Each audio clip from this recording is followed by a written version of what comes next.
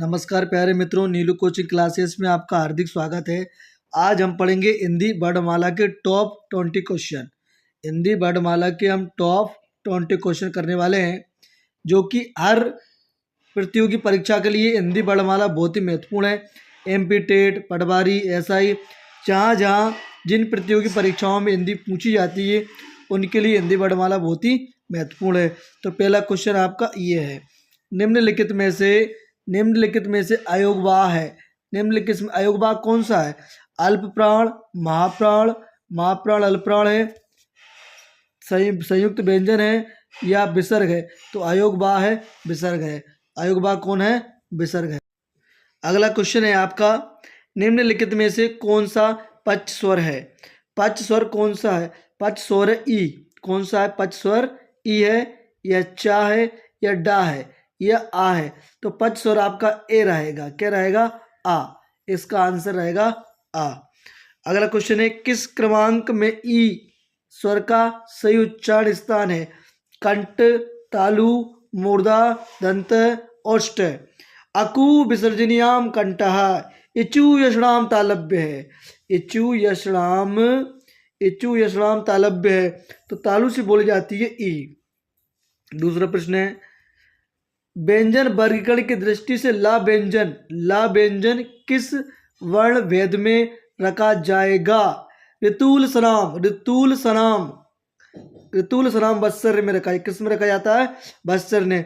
इसका स्पष्टीकरण एनसीईआरटी ने इस बत्सर माना है, कांता प्रसाद गुरु ने इसे दंत माना है।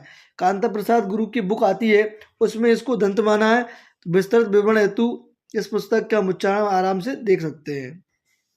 अगला है, हिंदी शब्दकोश में ज्ञान शब्द कहाँ मिलेगा? तो च वर्ण वाले शब्द में, च वर्ण वाले शब्दों के बाद मिलेगा। हिंदी वर्णमाला में व्यंजनों की संख्या कितनी है? हिंदी वर्णमाला में 33 व्यंजन होते हैं। 33 की संख्या ना हो, 33 के स्थान पर अगर 35 संख्या हो तब 35 संख्या वाला विकल्प सही माना जाएगा। यह आपको ध्यान रखना है। अगला है, निम्नलिखित में से कौन सा टा वर्ग नहीं है? टा वर्ग में कौन सा नहीं आता है? टा डा डा डाणा धा नहीं आता है। क्या नहीं आता है? धा। इसके बाद में निम्नलिखित में से कौन सा स्वर नहीं है? तो स्वर कौन सा नहीं है? णा नहीं है। हिंदी भाषा में कुल कितने स्वर होते हैं? हिंदी भाषा में कुल 14 स्वर होते हैं। कितने होते हैं हिंदी भाषा में? नहीं, 11 होते हैं। कितने होते हैं? 11। अगला प्रश्न है, का फा जा का खा जा फा ध्वनि अरबी फारसी की है। हिंदी शब्दों के अंत में आ आता है, उन्हें क्या कहते हैं? अनुसार बोलते हैं, उन्हें बोलते हैं अकारांत। क्या बोलते हैं? अकारांत।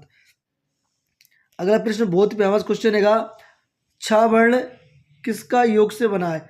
का और सा से मिलकर बना है छा। अगला प्रश्न है, निम्नलिखित में से कौन सा वर्ण उच्चारण की दृष्टि से दंत नहीं है? दंत अपन पता, का, चा, टा, ता, प। कंठ, तालु, मूर्धा, दंत, ओष्ठ। तो कौन सा दंत कौन सा नहीं है? टा नहीं है। डी ऑप्शन इसका सही रहेगा। अगला है, निम्नलिखित में से छा का क्रम किस वर्ण के बाद आता है? छा का वर्ण का के बाद आता है। किसके बाद आता है? का के बाद। नहीं, बहुत साथ त्रा लगा देंगे, ज्ञा लगा देंगे, गलत हो जाएगा। ज्ञा वर्ण किन शब्द के संयोग से बना है? जा और ण्या से।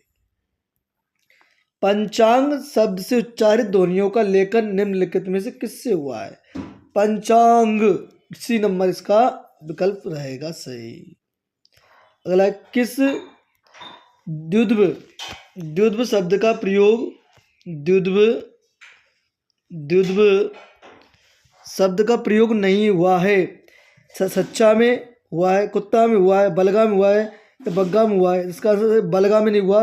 और सब में ता दो बार आया, कुत्ता में छ दो बार आया, बग्गा में गा दो बार आया, परंतु ऑप्शन नंबर सी में ला दो बार नहीं आया, तो इसका उपयोग नहीं हुआ।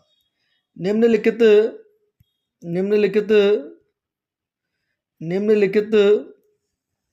में से कौन सी बात गलत है?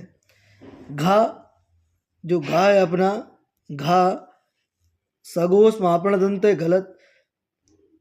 बाघ अघोष ओष्ठ महाप्राणी सही है, ये गलत है। इसका में हमें कौन सा गलत पूछा, ये गलत है। घा सही था, चा अघोष सही है, खा कंठ सही है।